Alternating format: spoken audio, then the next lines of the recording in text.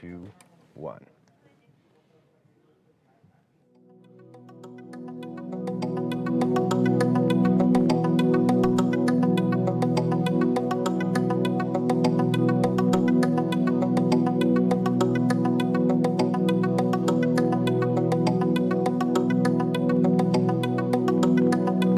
First, live, local. This is Fox 12 Now. Hello, everyone. Welcome to Fox 12 Now. I'm Greg Dibbler. That is a live shot from our ski bowl camera up there on Mount Hood. As you can see, it looks like there's still some snow coming down there, a lot of snowpack on that mountain, which is great for a number of reasons, including this summer, hopefully, to maybe at least help out a little bit with wildfires. We're going to be talking about that in a second. Again, I am Greg Dibbler. This is Fox 12 Now. We live stream here every weekday starting at 1 p.m. Pacific, covering a wide range of topics. We're on Facebook, YouTube, our website, and our apps, all great places to find this. When we talk about wildfires, it's something, unfortunately here in the Northwest, we're all used to it. It is a part of life here, and that includes not just the fire, but also wildfire smoke and the dangers that come with that. Again, something that we're certainly familiar with. If you've been here for any amount of time, you know what that's like. And the thing is, learning how to manage that, how to mitigate some of the risks, that's part of what a study is that University of Oregon put out on analyzing that and the warnings that we get from governmental agencies and so much more. To talk about that study, joining us right now, I have Cathy Slavik from the University of Oregon. Cathy, thank you very much for joining us here today. I really appreciate it. And I saw your study come out, and I'm like, what more can everybody here in the Northwest relate to than wildfire smoke? It's just something that we've all had to go through. And I guess, though, to start off, can you tell us just a little bit about this study that you came up with or that you worked on, and what prompted it to begin with? Yeah. Thank you again so much for having me, first of all.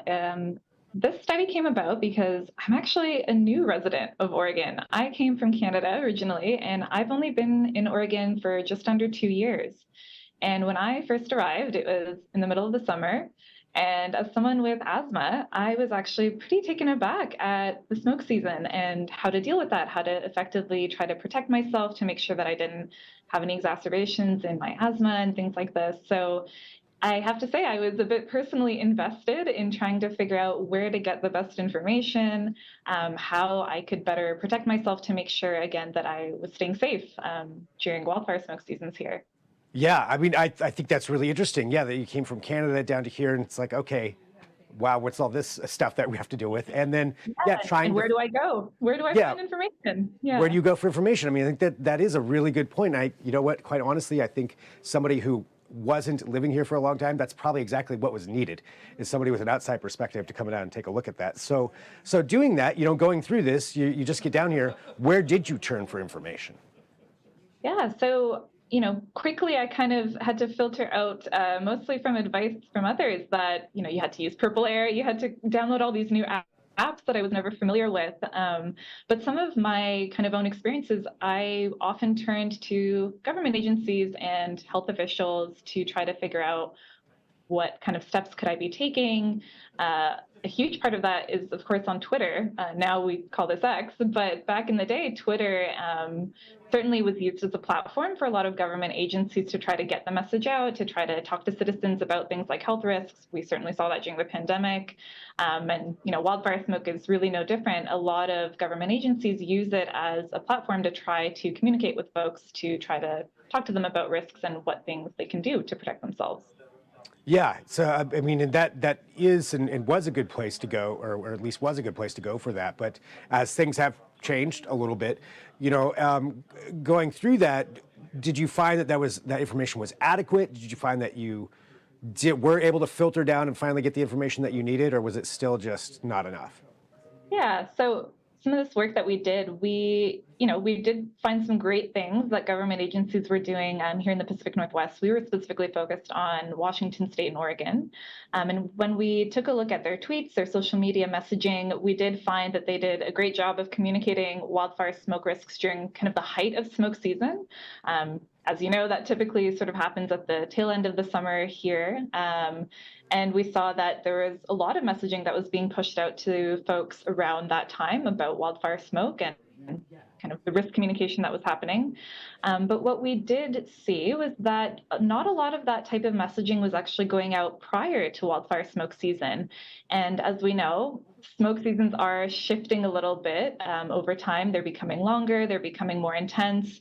And we definitely want to make sure that going forward, this messaging is also happening during smoke off seasons to make sure that people are prepared and kind of know what steps to take ahead of time before the smoke actually rolls in. I think that's a really great idea because it does seem to be a bit, I mean, as far as once smoke starts rolling in, then it's reactive like, oh, okay, what do I do? How do I get a filter? How do I Yeah. need a mask? Yeah, what happens now? And since this is a part of life, I would imagine, yeah, preparing ahead of time is something that's pretty important. Yeah, and as we saw, during previous wildfire smoke seasons, as you mentioned, filters can go out of stock when you're kind of waiting until the final hour to go access some of these materials and tools to protect yourself.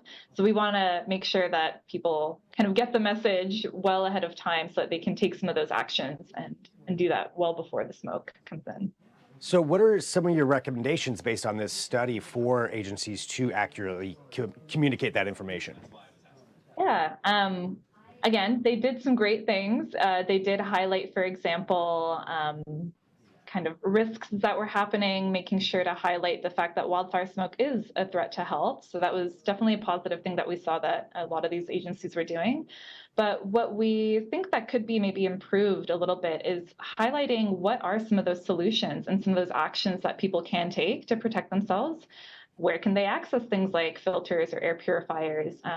What other kind of steps could they be taking? Certainly vulnerable groups, people like myself with asthma, but also a whole other host of kind of chronic conditions that we know tend to be really exacerbated by wildfire smoke. What can those folks do to protect themselves? What kind of special actions might they be looking to take? And also just sort of reminding us all that we are vulnerable.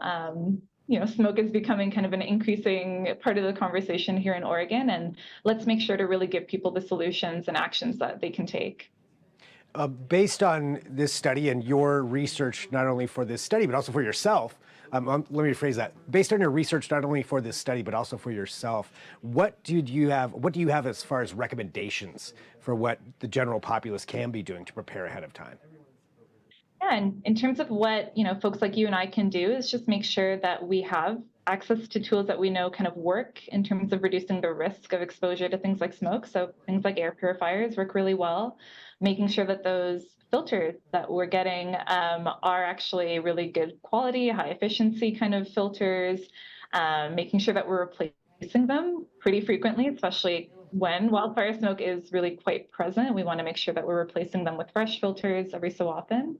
And also things like just reminding people how to act, what steps they can take. Again, making sure that we're doing proactive and timely kinds of communications is really, really key here. We want to help people best prepare ahead of time.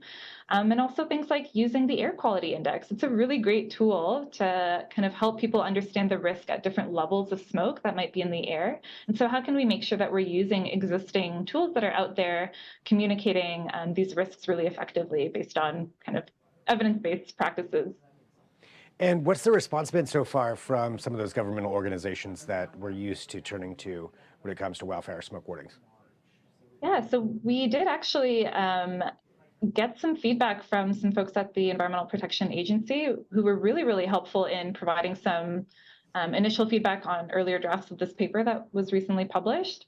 So far the response has been good. I think people generally agree that wildfire smoke is a really, really important issue in this region. And it's not to say that government agencies don't want to be doing the best job that they can, right? They just sometimes need a little bit of help. And we're all kind of learning as we go here. Wildfire smoke is this sort of new and emerging threat in many ways, right? We're not necessarily used to dealing with it to this extent and for this long of a period of time. So what can we all do together to learn from these experiences and make sure that going forward, we're doing really the best work that we can to protect people? Well, anything else that you think people should know just about this study and just in general, about wildfire smoke and preparing for this ahead of time?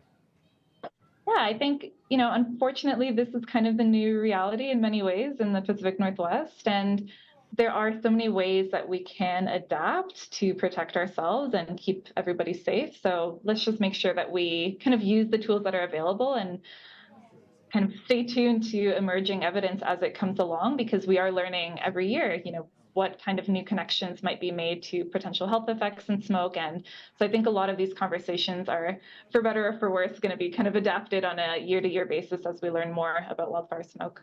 Yeah, that makes sense. Any recommendation that you would have for somebody to go to right now, as far as a website or anywhere to read up more on this information?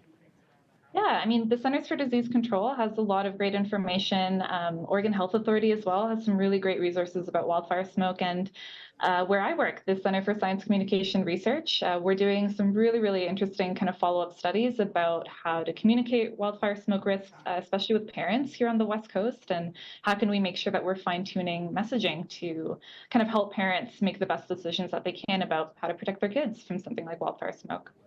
Well, Cathy, thank you very much, for joining us to talk about this, and thanks for the study on this. As you mentioned, it is, an important thing. It's a fact of life now and going forward for probably forever. So it's something that we all need to know how to deal with and to be prepared for, really, to mitigate some of those risks that you were talking about. So thank you very, very much for joining us today. Thanks so much for having me. It was a pleasure. All right, and for everybody who's watching live too, again, this is what we get to do here on this show, and I appreciate you joining us. We cover a wide range of topics. Earlier today, we were talking about the Dark Sky Sanctuary designation for Southern Oregon, the largest one in the world. Right now, we're talking about also our skies with wildfire smoke and some of the ways you can mitigate some of the risks of that ahead of time before wildfire season starts. And again, we're live here every weekday starting at 1 p.m. Pacific, and then throughout the afternoon, if there's ever breaking news, come right here. Wherever you're watching me, I will be here bringing you that breaking news if that does happen. Otherwise, we have our regular programming that happens every day as well here. So all kinds of interviews and things that we cover on this show. So thanks for joining us. I'm going to sign off for right now. I'll talk to you soon. I'm Greg Nibbler.